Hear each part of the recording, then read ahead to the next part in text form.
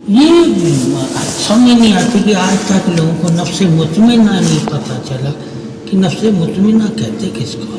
ہاں الفاظوں میں سب کو پتہ ہے, ٹھیک ہے, الفاظوں میں سب کو پتہ ہے, عملی طور پہ کوئی مطمئن نہیں ہے, ٹھیک ہے. اب یہ آخرت کی فکر جو ہوتی ہے, ٹھیک ہے, اس کو یہ مثال بنا لیتے ہیں, ٹھیک ہے. کل سارے دنیا کے کام رہے ہوتے, ٹھیک ہے. جن کے پاس نفس مطمئنہ تھا انہوں نے کسی نے مدرسہ نہیں بنایا تھا, فکر ہو جاتی ہے, کیا ہو جاتی ہے, دنیا کی, ٹھیک ہے. ہم نے ان کی مثالیں پڑھی ہوئی ہیں, کیا پڑھی ہوئی ہیں,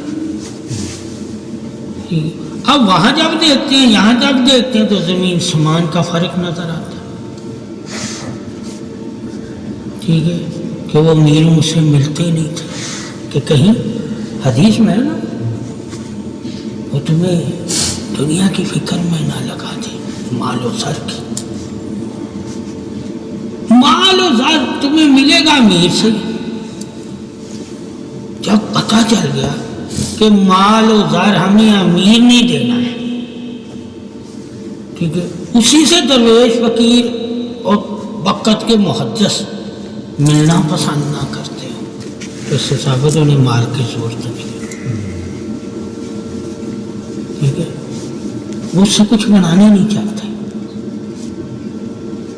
ٹھیک ہے. اب جن کو مال کی ضرورت ہے وہ بنانا چاہتا ہے, ورنہ مال کے پیچھے نہیں بھاگے گا, ٹھیک ہے. تو اس سے ثابت ہوا نفس مطمئنہ اللہ نہیں ہے,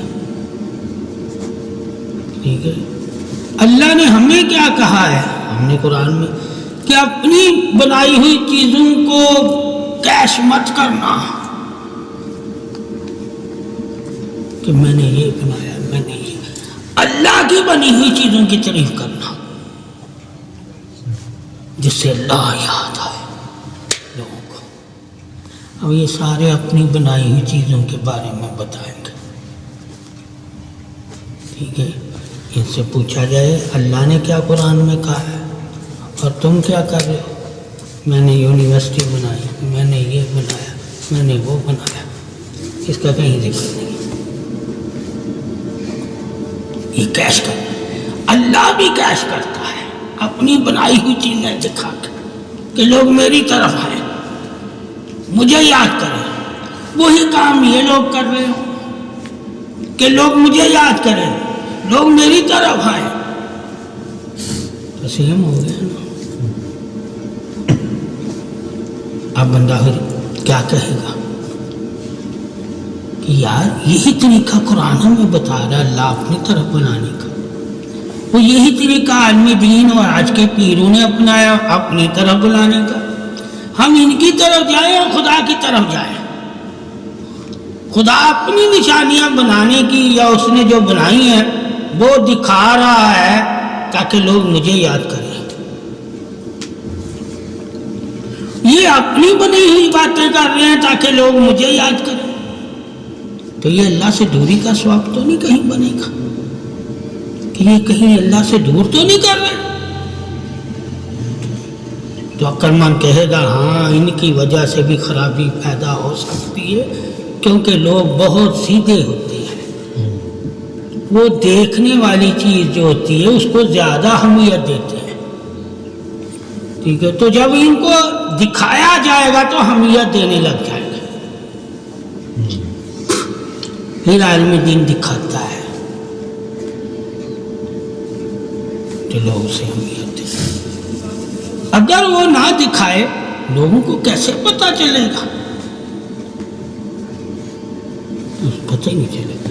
اس کے بارے میں جب لوگوں کو نہیں پتہ چلے وہ اللہ والا ہے, تمہارے بیچ رہتا ہے, تم اسے پہچان ہی نہیں سکتے کہ وہ دکھاتا نہیں ہے, وہ دکھاتا نہیں, وہ پردے ڈالتا ہے. کیا ڈالتا ہے؟ اب ایک نے پردے اٹھانے ہیں, ایک نے پردے ڈالنے ہیں.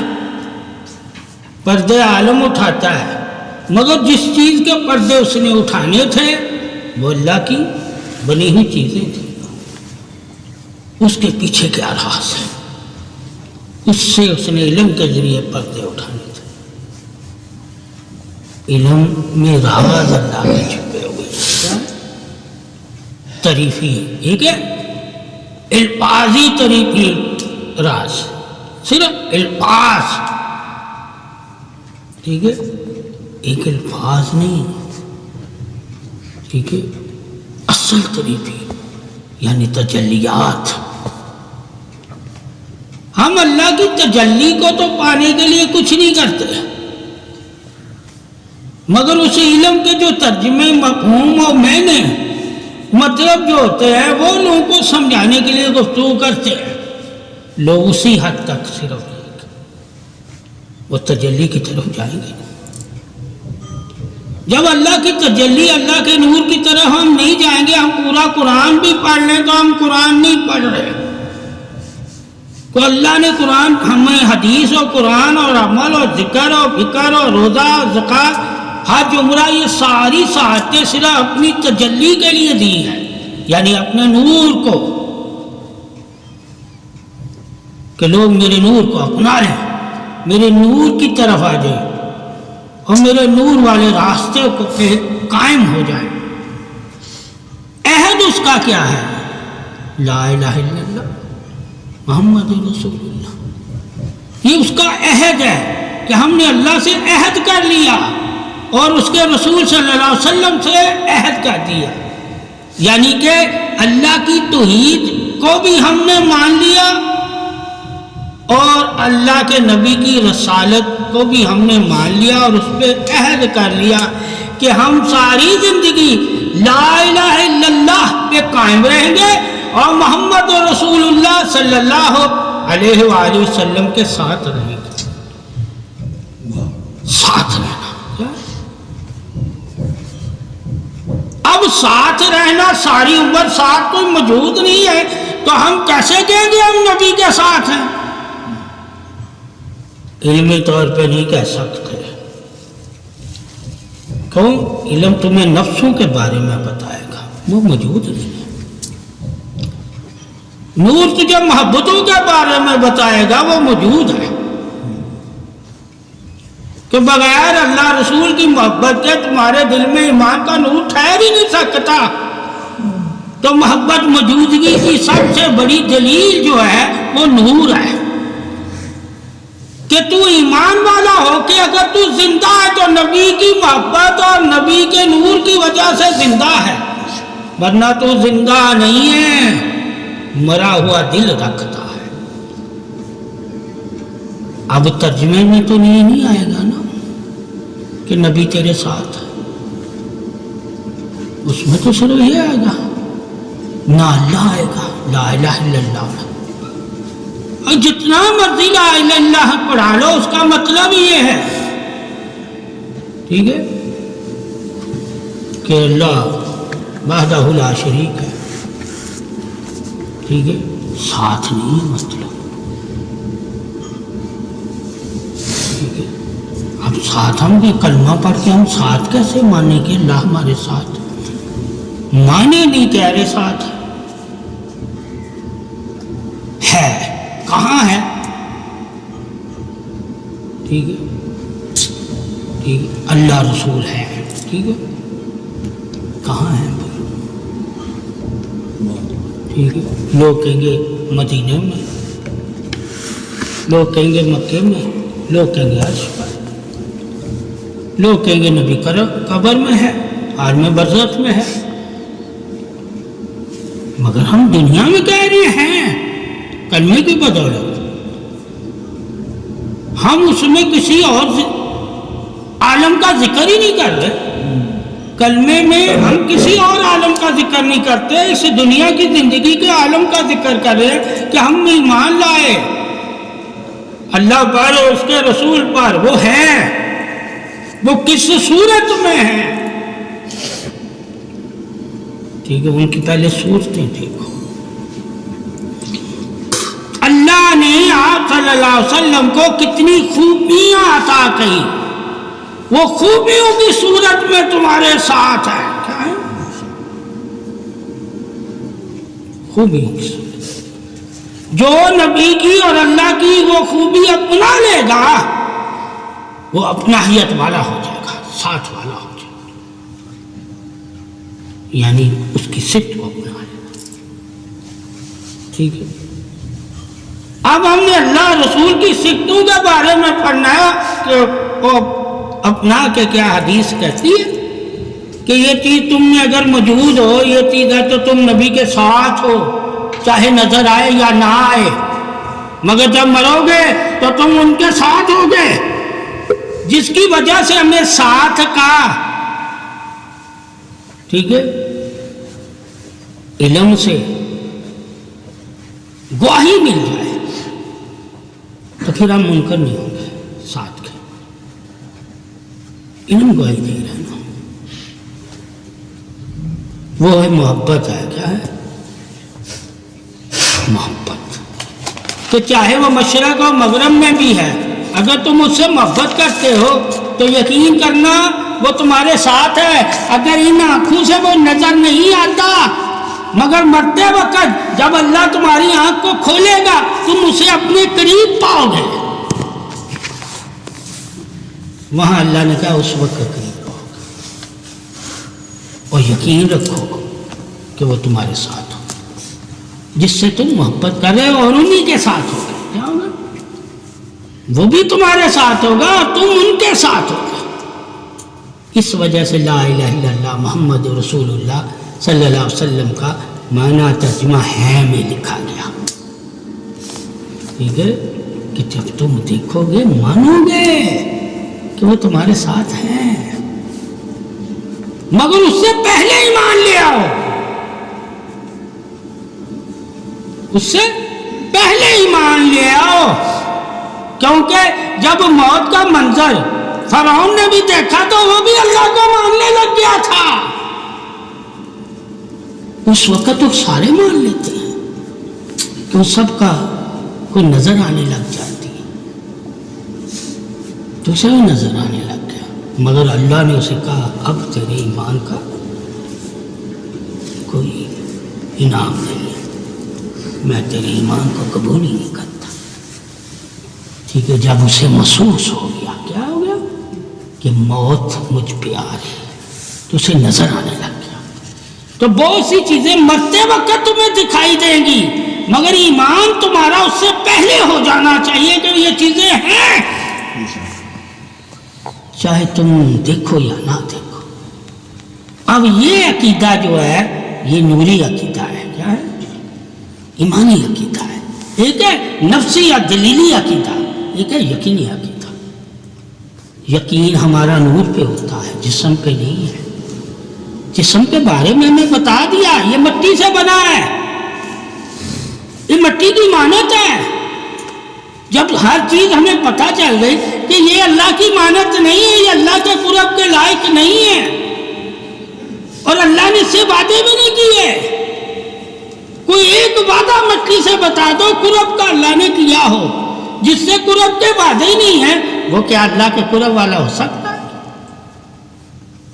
نور یعنی امر سے وعدے ہیں، روح سے وعدے ہیں، اور روح نور والی ہے، اس کا منکر کو نہیں ہو سکتا. اللہ نے نور سے ہی وعدے کیے ہیں اور نور سے ہی وعدے لیے ہیں. مٹی سے تو نہ وعدہ کیا نہ وعدہ لیا. مٹی نے تو کہا یہ ہے، اس نے کہا جو تم کہتی ہو میں تمہارے ساتھ جاتی نہیں کروں گا، تجھے دور نہیں کروں گا، یہ امانت کے طور پہ میں تجھ سے لے رہا ہوں مٹی، میں پھر تجھے یہ امانت کے طور پہ واپس کروں گا. اس کا میں حاکم نہیں بنوں گا، محافظ بنوں گا. ٹھیک ہے. مٹی کا وہ محافظ بنا، روح کا حاکم بنا. روح نے کہا لبیک لا شریک قالوا بلا. کیا یہ روح سے کہا گیا، مٹی کا ذکر ہی نہیں کیا اللہ نے، تاکہ لوگ جان جائیں کہ مٹی قرب والی نہیں ہے جب تک روح قرب والی نہ سے ملے.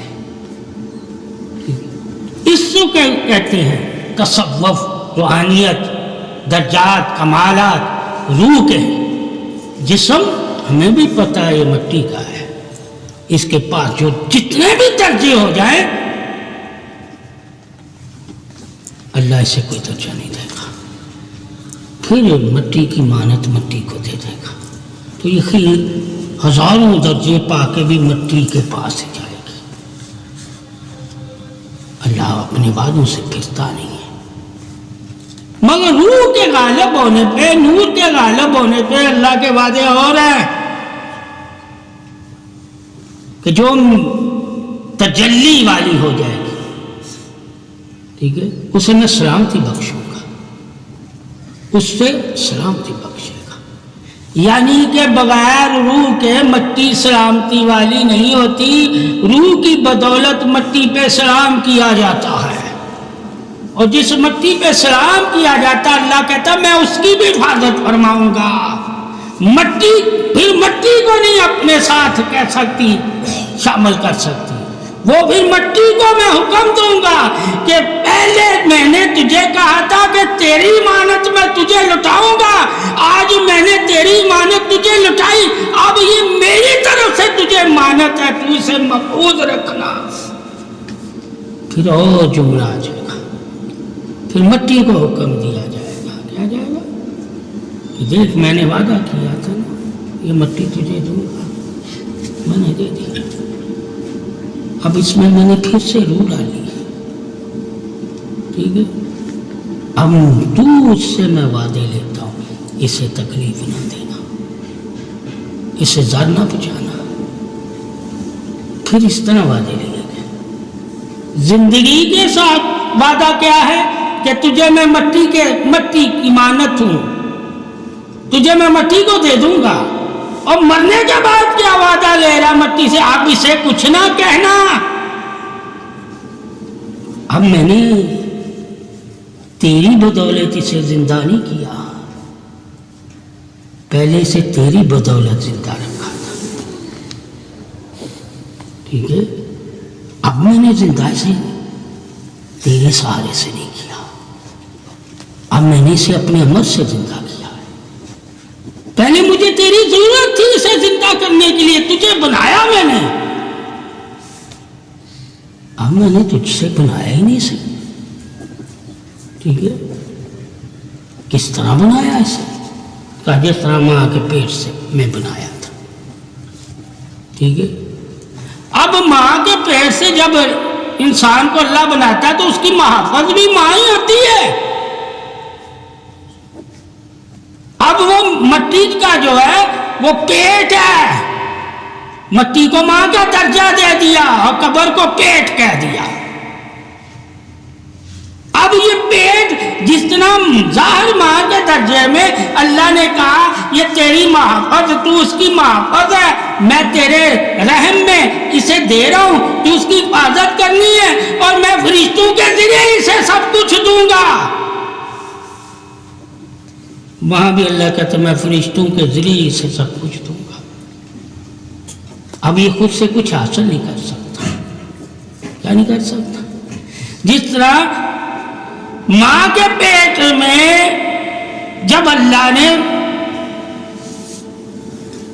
اپنے حکم سے بچہ یا بچی کو روپ عطا کیے، رنگ عطا کیے، ہڈیاں، جسم عطا کیا، تو کوئی بھی چیز ڈائریکٹ نہیں دی گئی بذریعہ فرشتے. اسی طرح اب کوئی ڈائریکٹ نہیں پیر تمہیں کچھ دے سکتا اگر مر گیا تھا، بذریعہ فرشتے. بذریعہ تم بھی اگر کوئی چیز دے رہے ہو تم انہیں ڈائریکٹ نہیں دے سکتے، بذریعہ فرشتے. اللہ بھی نہیں دے، بذریعہ فرشتے. قبر میں فرشتے آئیں گے تمہیں راحتیں بھی دینے کے لیے اور عذاب بھی دینے کے لیے، تیرے درجات بلند کرنے کے لیے بھی اور تیری قبر میں نور کرنے کے لیے بھی، اور قبر کو وسعت بھی دینے کے لیے فرشتے ہی آئیں گے، کوئی بشر نہیں آئے گا. جیسے ماں کے پیٹ میں کوئی بشر نہیں اسے دے رہا، قبر میں بھی کوئی بشر نہیں اسے دے رہا۔ کیا بھی حقیقت یہ معلوم ہوگی کہ دیتا کون ہے وہاں کا؟ جس طرح ماں کے پیٹ میں کون دے رہا تھا، تبدیلی کر کے دیتا تھا، فرشتے اس کو بدل دیتے تھے۔ آج ہم بھی جو لنگر پانی اپنے ماں باپ کے صدقے کے لیے کرتے ہیں تو اس کے تبدیل کر دیتا اللہ، وہ نہیں جا رہا،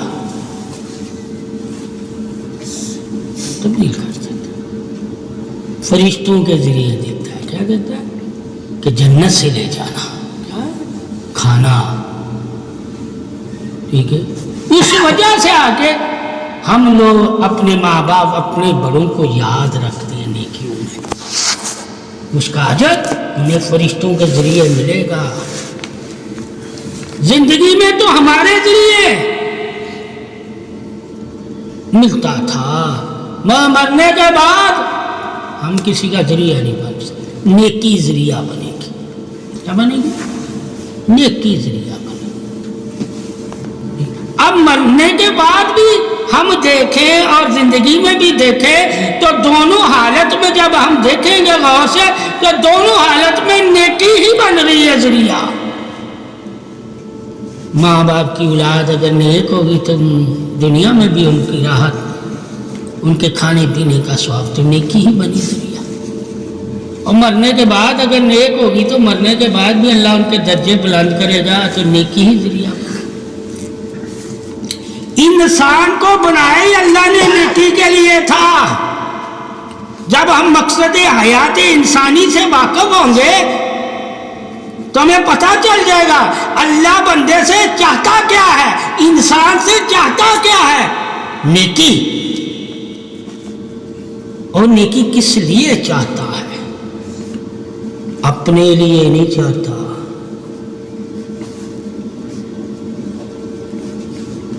تمہیں بخشنے کے لیے چاہتا ہے، تمہیں درجے دینے کے لیے چاہتا ہے، تجھے انعام والوں میں شامل کرنے کے لیے چاہتا ہے، اور تجھے جنت کے لیے چاہتا ہے، تجھے قرب کے لیے چاہتا ہے۔ یہ ساری جو نیکیوں کی چاہت اللہ کی جب انسان مومن کو پتہ ہوگی تو انسان مومن جان جائے گا کہ مجھے مٹی کی وجہ سے اللہ نے عظیم نہیں کیا، ٹھیک ہے۔ اور نیکی کی قبولیت محبت ہے، مجھے محبت کی وجہ سے عظیم کیا ہے۔ اگر اللہ رسول اور اہل بیت سے میری محبت ہی نہیں ہے تو میری کوئی نیکی نہیں ہے۔ جب ان کوئی نیکی نہیں ہے تو میں نہ اپنی بخشش کا ذریعہ بنایا سکا، اور نہ میں اپنی اولاد کی بخشش کا ذریعہ کوئی بنا سکا، اور نہ میں اپنی ماں باپ کی اور نہ دوست احباب کی بخشش کا کوئی ذریعہ بنا سکا۔ ذریعہ ہی اصل میں نیکی ہے، اور نیکی ہی اللہ اس کی قبول کرتا ہے جس کے پاس محبت اہل بیت ہے۔ تو ثابت ہوا جسم جنت کے لائق تب ہی ہوگا، روح جنت کے لائق تب ہی ہوگی جب محبت اہل بیت ہوگی اور نیکی قبول ہوتی جائے گی، تو وہ نیکی نور بنے گی۔ کیا؟ وہ نیکی نور بنے گی۔ اب نور قبر کی روشنی ہے، کیا؟ نور ہی قلب کی زندگی ہے، اور نور ہی مومن کی پسند ہے، اور نور کی طرف ہی مومن بلاتا ہے، نور کی طرف ہی مومن جاتا ہے، اور نور کو ہی مومن اپناتا ہے، اور نور والا ہی مومن ہو جاتا ہے، اور نور سے ہی لوگوں کو اللہ کے نور کے بارے میں خبریں دیتا ہے۔ مٹی بھی گئی، روح بھی گئی، درجہ کس کو ملا؟ نور کو۔ اب وہ صفتی نور ہے، وہ عبادتی نور ہے، وہ دیداری نور ہے، ٹھیک ہے، وہ تصوری نور ہے، وہ تجلی والا نور ہے، وہ ہم کلامی والا نور ہے۔ وہ نور ہم نے دیکھنا ہمیں کس نور کے ذریعے اللہ اپنی طرف بلا رہا ہے۔ وہ ہدایت کا نور ہے، وہ علم کا نور ہے، وہ پرہیزگاری کا نور ہے، وہ پاکی کا نور ہے۔ کوئی ایک نور تمہیں اللہ نے دیا ہوگا اس لیے تاکہ تو دوسرے نور کو اختیار کر سکے۔ ایک نور کی بدولت تو نے دوسرے نور کو پانا ہوتا ہے، یعنی ایک نیکی کی بدولت تو نے دو اور نیکیاں کرنی ہیں۔ وہ کیسے کرنی ہے؟ ٹھیک ہے کہ دو لوگوں کو نیک بنا دینا، وہ دو تیری ایسی نیکیاں ہوں گی جو تیرے لیے نور قبر ہو جائے گا کہ قبر وسعت والی تجھے ملے گی اور نور والی، تاکہ وہ جب تک نیکیاں کرتے رہیں گے تیری قبر میں نور بڑھتا رہے گا۔ ایک تیرے ساتھ نور ہوگا، ایک تیری قبر میں نور ہوگا، تو تجھے ہر نور کا علیحدہ علیحدہ مقام ملے گا۔ یہ نور تجھے اولاد کی طرف سے ملا ہے، یہ نور تجھے صدقے کی طرف سے ملا ہے، یہ نور تجھے کس کی طرف وہ لکھا جائے گا، ٹھیک ہے؟ اور یہ سارے نور تجھے کیوں ملے ہیں؟ کہا محمد صلی اللہ علیہ وسلم کی آل کی وجہ سے۔ اگر محمد صلی اللہ علیہ وسلم کی آل کی محبت تیرے دل میں نہ ہوتی تو تو نہ صدقے والے نور کا نور والا ہو سکتا، نہ نماز والے نور کا نور والا ہو سکتا، نہ کلمے والے نور کا نور والا ہو سکتا، تو کسی نور کا حقدار ہی نہیں ہو سکتا تھا۔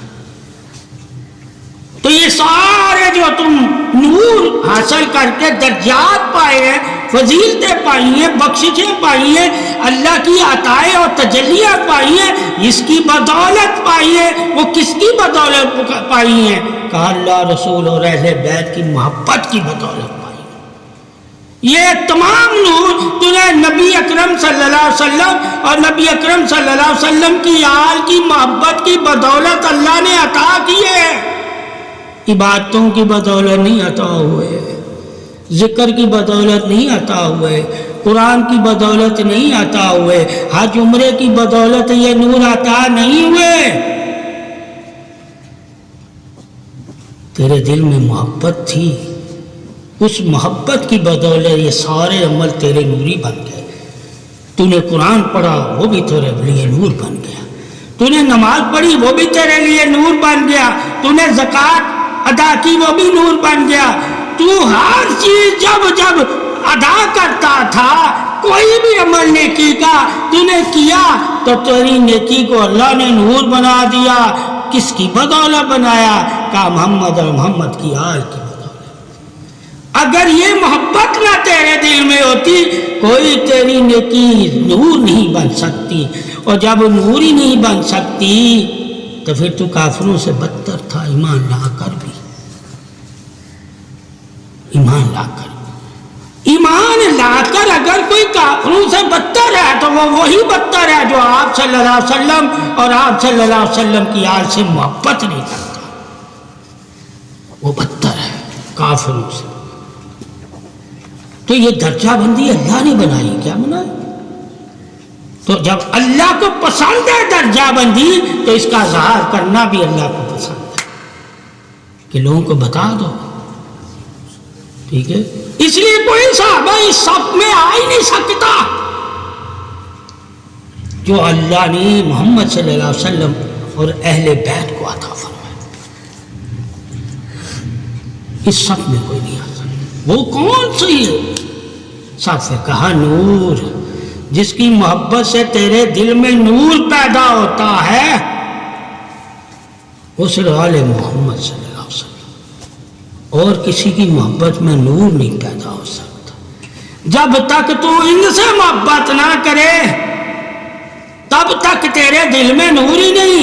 جب تو ان سے محبت کرنے لگ جاتا ہے تو پھر قرآن حدیث کہتا ہے جو ان سے محبت کرتے وہ بھی تیرے لیے نور ہے، تو ان سے بھی محبت کرے گا تو ان کی وجہ سے بھی تیرے دل میں نور پیدا ہوگا۔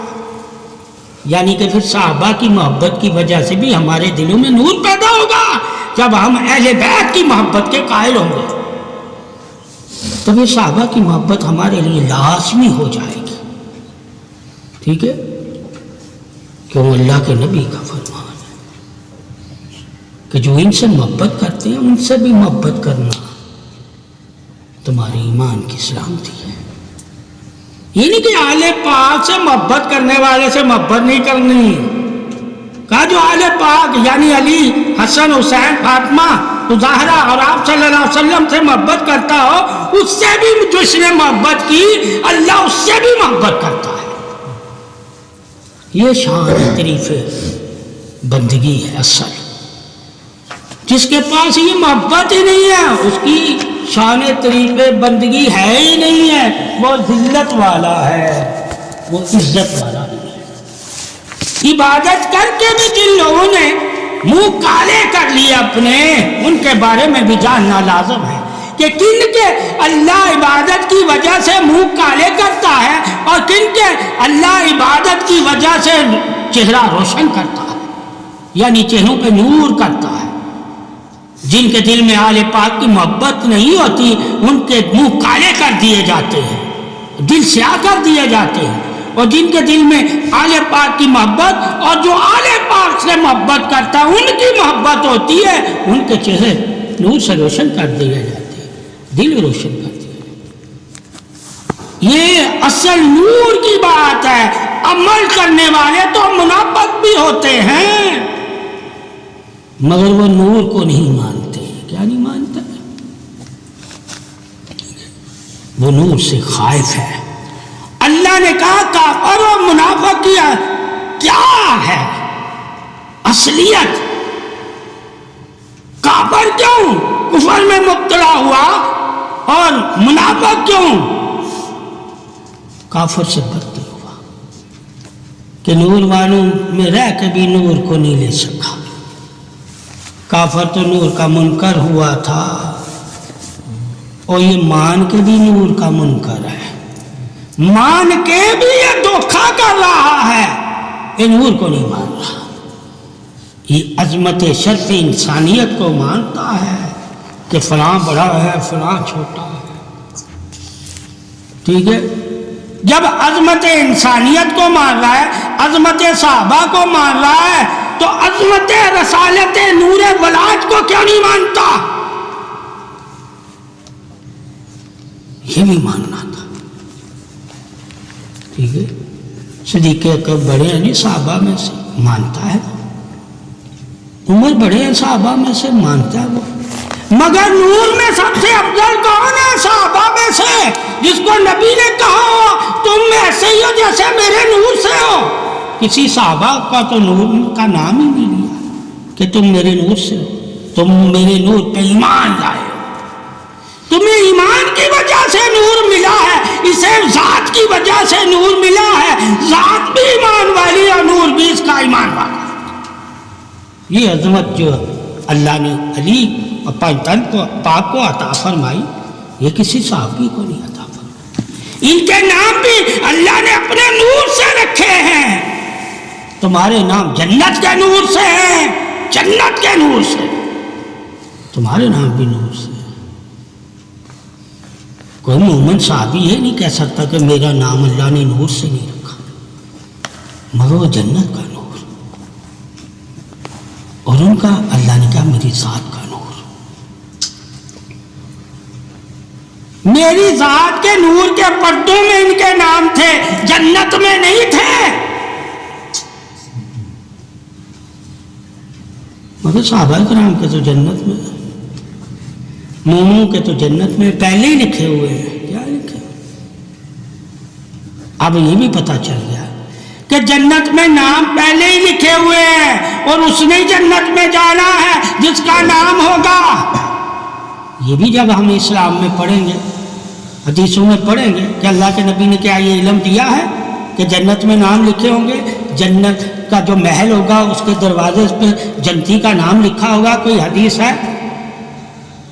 تو سب کہیں گے ہاں لکھا ہوتا ہے، اور جس کا نام لکھا ہوگا وہی اس محل میں جائے گا، کوئی دوسرا نہیں جا سکتا، ٹھیک ہے۔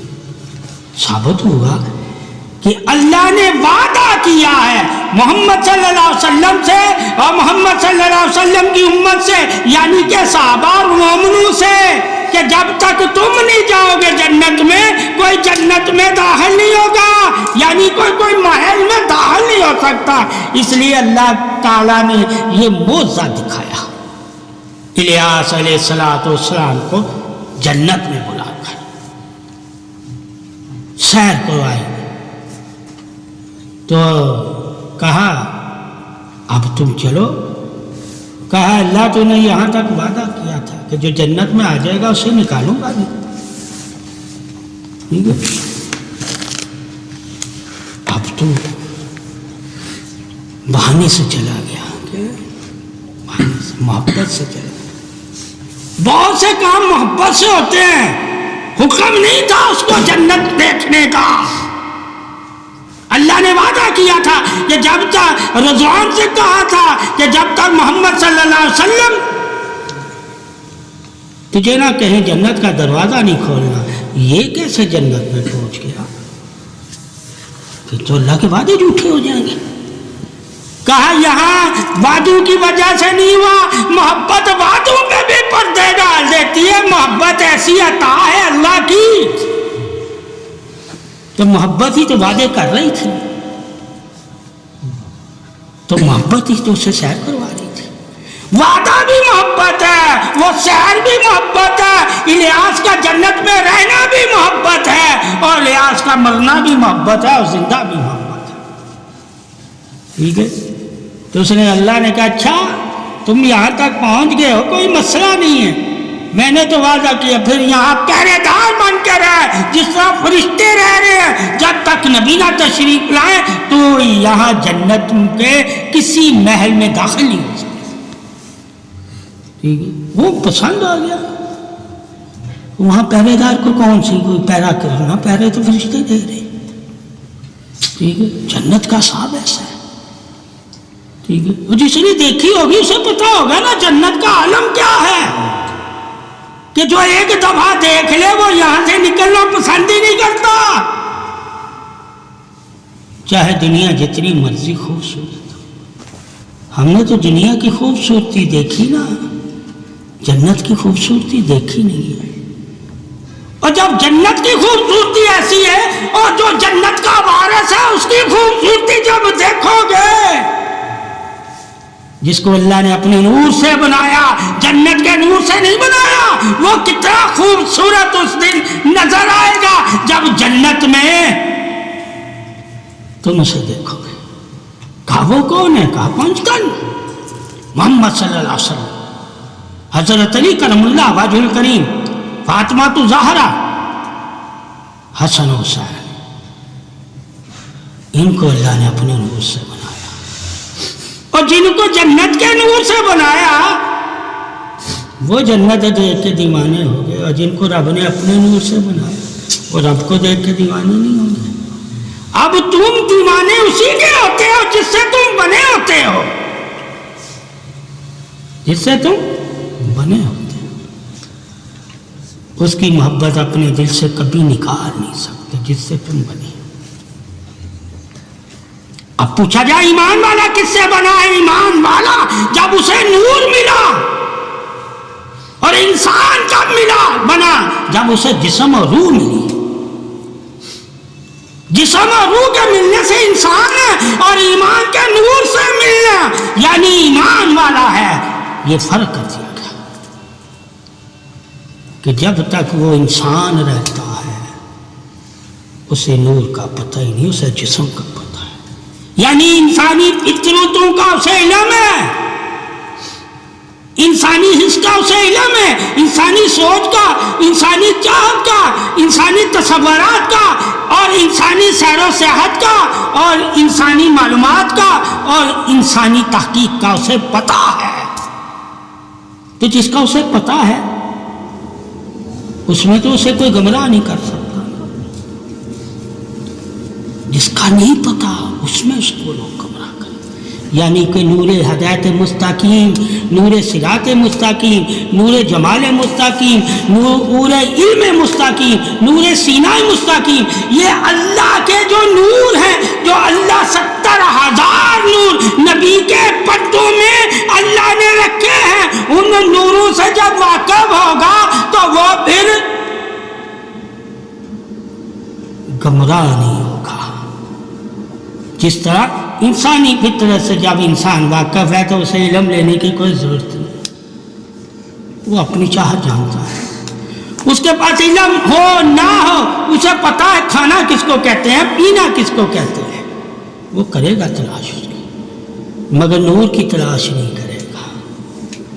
جب اسے نور کا علم ہو جائے گا کہ اللہ نے نور والا کن کو کہا ہے اور کون نور کی طرف بلانے والے ہیں اور کون نور کے بارے میں بتانے والے ہیں اور کون نور دکھانے والے ہیں اور کون نور والے ہیں، ان کے بارے میں پڑھے گا تو پھر ان کی طرف بھاگے گا۔ جو ان کے بارے میں جانتا ہی نہیں ہے، انسان کے بارے میں جانتا ہے، انسانی فطرت، انسانی تخلیق، انسانی قدرت، ہر چیز سے واقف ہے مگر نور سے واقف نہیں ہے، تو جان لینا وہ کبھی بھی اللہ اور رسول سے واقف نہیں ہو سکتا، اس کی تخلیق سے واقف ہے، اور تخلیقی تعریف کرے گا، نوری اور توحیدی اور رسالتی تعریف نہیں کرے گا۔ بہت سے لوگ اس کی تخلیق قدرت بادشاہی حق کو مانتے ہیں مگر اس کی توحید کو نہیں مانتے، اس کے نور کو نہیں مانتے۔ تو پھر ہمیں ایمانوں کا بھی پتہ چلے گا کہ لوگوں کے ایمان بھی ایک جیسے نہیں ہوتے، جیسے کہ نور ایک جیسے نہیں ہے، زمین اور آسمان ایک جیسے نہیں ہے، مگر نام ایک ہی لیا جاتا ہے، آسمان اور زمین، جبکہ ان کی تہ میں رہنے والے کیڑے مکوڑے ایک جیسے نہیں، مخلوق ایک جیسے نہیں ہے، ان کے درجے ایک جیسے نہیں۔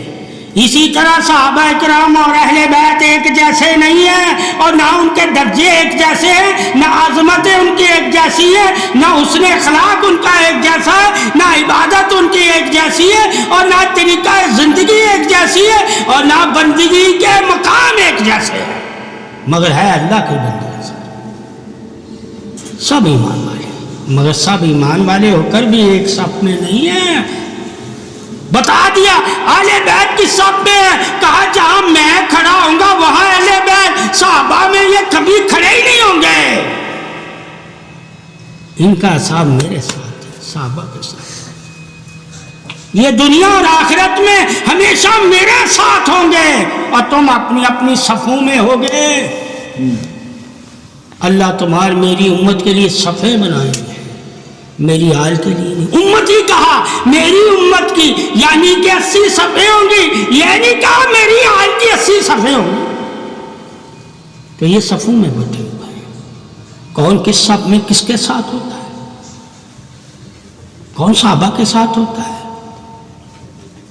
کون اہل بیت، یہ بھی قیامت کے دن بتا دیا گیا حدیثوں میں کہ کتنے لوگوں کو صحابہ اکرام اپنے ساتھ جنت میں لے کر جائیں گے، کتنے لوگوں کو؟ ایک صحابی کے ساتھ 70,000 نبی اکرم صلی اللہ علیہ وسلم کی امت کے گناہ گار لوگ جنت میں جائیں گے۔ یہ ایک صحابی کا مقام عظمت بخشش حق ہے کہ ایک صحابی کو اللہ تعالیٰ کے نبی نے یہ بشارت عطا فرمائی، یعنی کہ خوشخبری دی کہ تیرے ساتھ 70,000 میری امت کے گناہ گار جنت میں جائیں گے۔ بشارت کا مطلب خوشخبری ہوتا ہے، پہلے سے خوشی بانٹنا، ابھی نظر بھی نہیں آئی، اس کو بشارت کہتے ہیں۔ تو صحابہ کو تو انہوں نے ابھی جنت نہیں دیکھی، موت نہیں دیکھی، پلسرات نہیں دیکھے، محشر نہیں دیکھی، محشر کا حال نہیں دیکھا، اور دنیا میں ہی نبی نے انہیں خوشخبریاں عطا کر دی کہ تمہارے ایک کے ساتھ میری امت کے 70,000 گناہ گار جنت میں جائیں، بشارت دیتی تھی۔ اب پتا چلا کہ کم سے کم صحابہ اکرام میں 70,000 تو بغیر اصحاب والے ہیں، کتنے؟ بغیر اصحاب والے، تو باقی اصحاب والے ہوں گے۔ صحابہ ہے کتنے تھے؟ صحابہ ہے کتنے تھے؟ 1,35,000، 30,000، 40,000، کم و بیش۔ اس میں 70,000 میں تو مہر آ گئی نا، میرے صحابہ جو بغیر اصحاب جنت میں جائیں گے وہ 70,000 ہیں، ان کے ساتھ جو گناہ گار بغیر اصحاب کے جائیں گے، کیا ان سے بھی پوچھنی ہوگی گناہوں کی، کیا صحابہ کے ساتھ چلے جائیں، گناہ گار ہو، پوچھے گا نہیں اللہ تمہیں، کہا گناہ کیے ہیں؟ پوچھ نہیں رہا. لکھے ہوئے ہیں؟ پوچھ نہیں رہا. معلوم ہے سزا نہیں دے رہا. کیوں نہیں دے رہا؟ کہا صحابہ کی بدولت. اللہ کے نبی نے صحابہ کو یہ مقام عطا کر دیا جس مقام کی وجہ سے اللہ صحابہ کو عزت عطا کی، اور وہ عزت یہ ہے کہ آپ صلی اللہ علیہ وسلم کے گناہگار امتی 70,000 اپنے ساتھ ایک صحابی جنت میں لے کر جائے گا. اس سے بڑھ کر صحابہ کو کیا عزت چاہیے تھی؟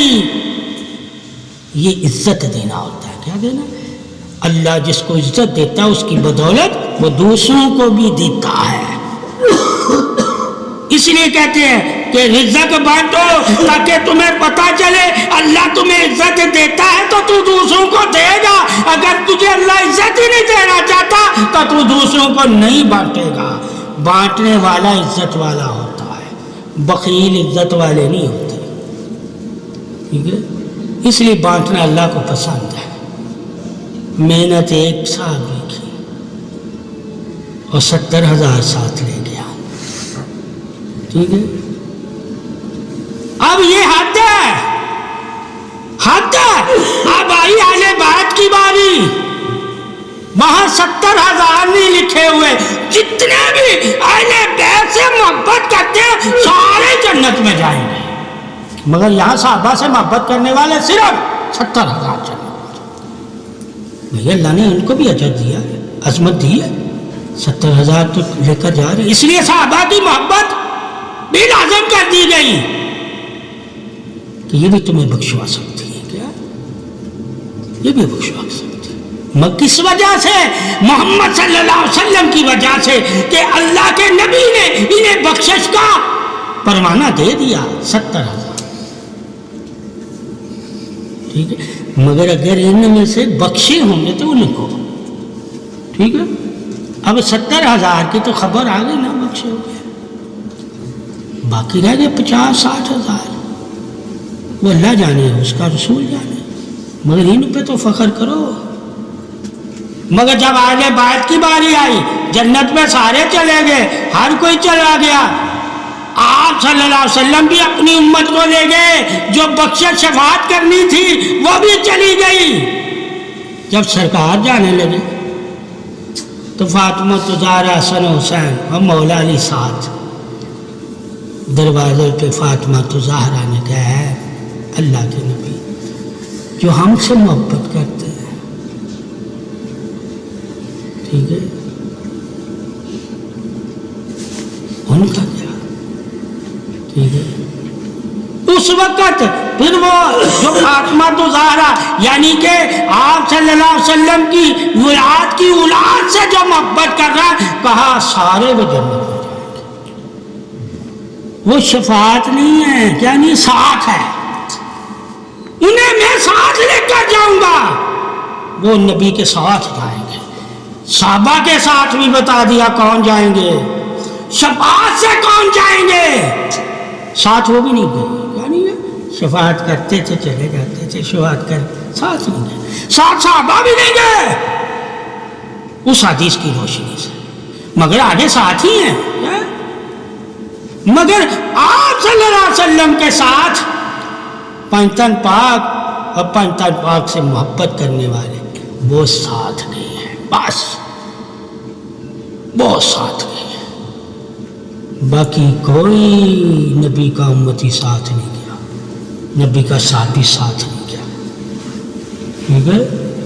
پوچھو یہ مقام کیسا؟ ٹھیک ہے؟ کھیر میں گئے، کیا گئے؟ مگر ساتھ گئے. جب تاریخ میں حدیثوں میں یہ دیکھیں گے کہ ساتھ نبی کے کون جا رہا ہے، کہا اہل بیت سے محبت کرنے والا. اور صحابہ کے ساتھ کون جا رہا ہے، کہا صحابہ سے محبت کرنے والا. ٹھیک ہے؟ ارے محبت ہی تمہیں ساتھ رکھے گی. جس سے محبت کرو گے کس سے کسے اسی کے ساتھ ہوگے.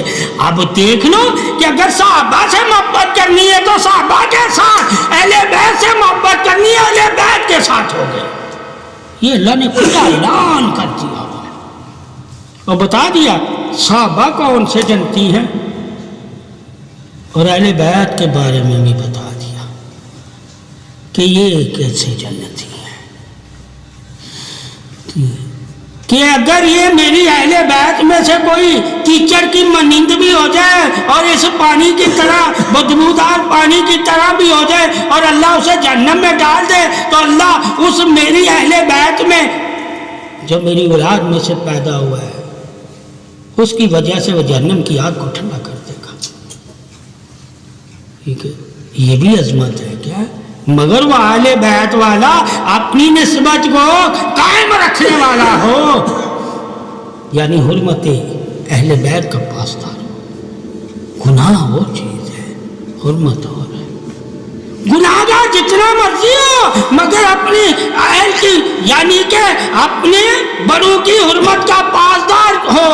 وہ کیا ہے؟ نبی کی حرمت کا پاسدار، یعنی کہ دین پہ جب بھی آنچ آنے لگے اپنی جان مال قربان، جس طرح امام حسن حسین نے کی تھی. یہ اصل پاسداری.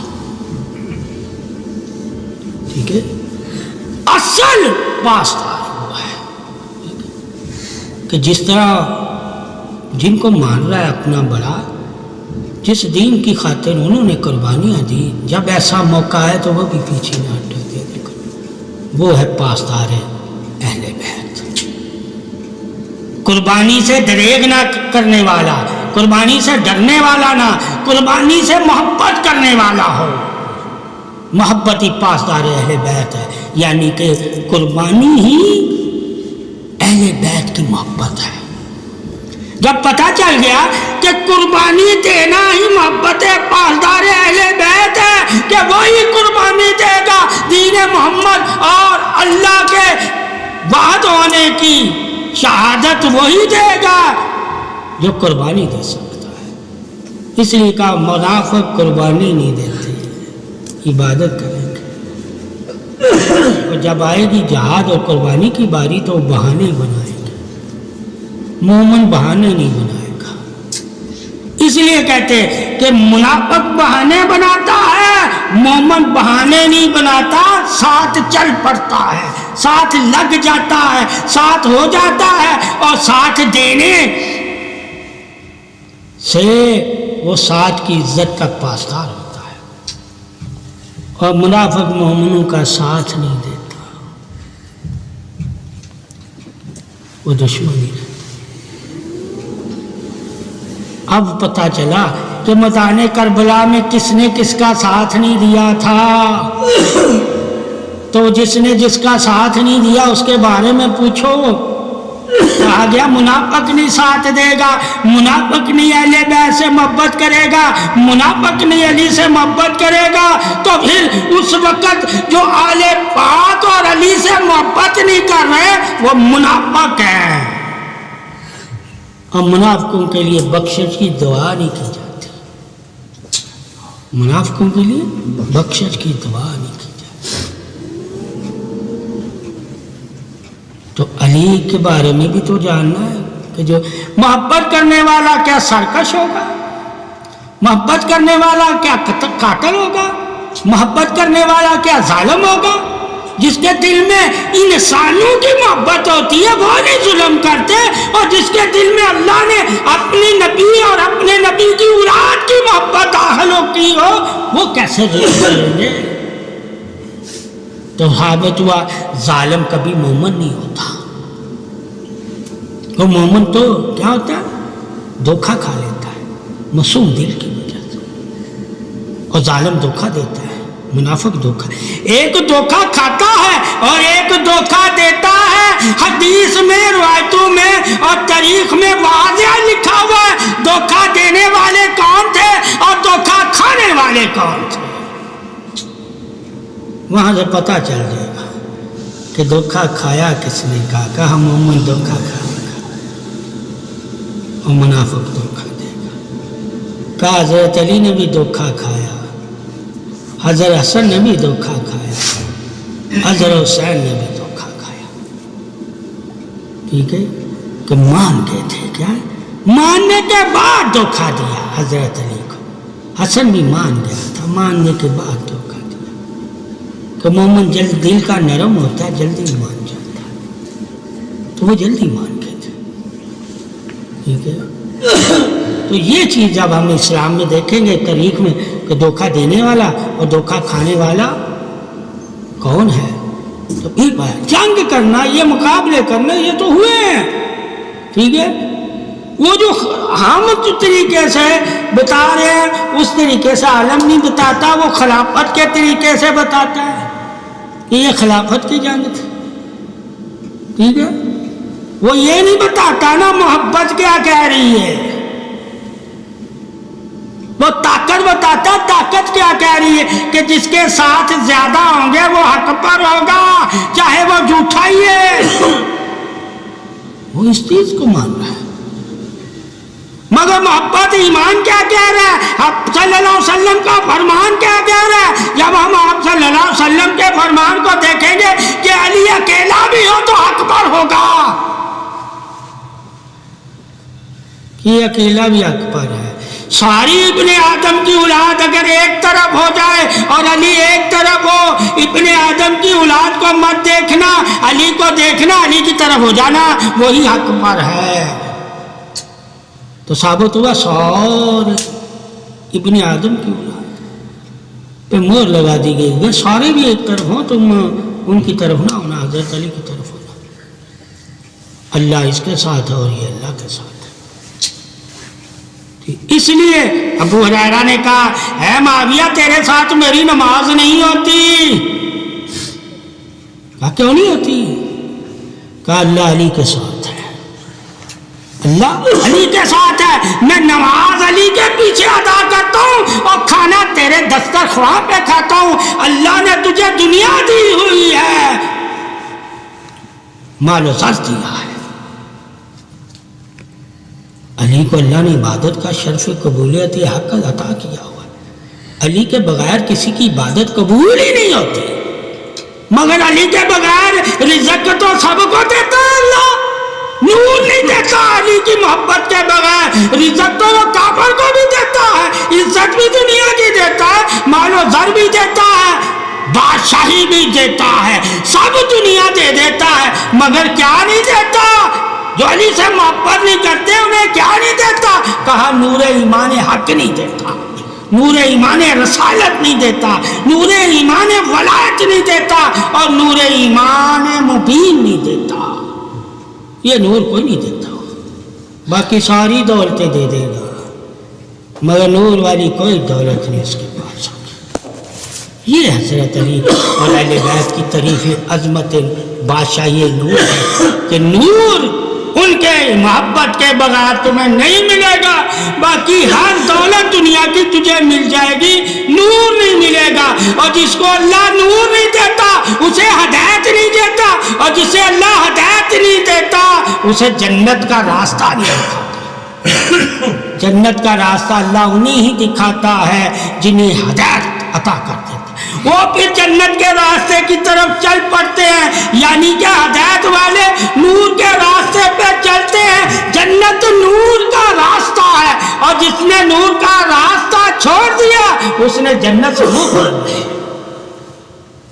اور وہ نور محمد اور محمد کی آل کی وجہ سے ملے گا، جنت کی وجہ سے بھی نہیں ملے گا. جتنی مرضی جنت سے محبت کر لے، جتنی مرضی اللہ کی توحید اور عبادت سے محبت کر لے، جتنی مرضی پاکی اور ذکر اور سلامتی سے محبت کر لے، اور جتنی مرضی تو درود سے محبت کر لے، جب تک درود والوں سے محبت نہیں کرے گا تجھے ایمان کا نور نہیں ملے گا.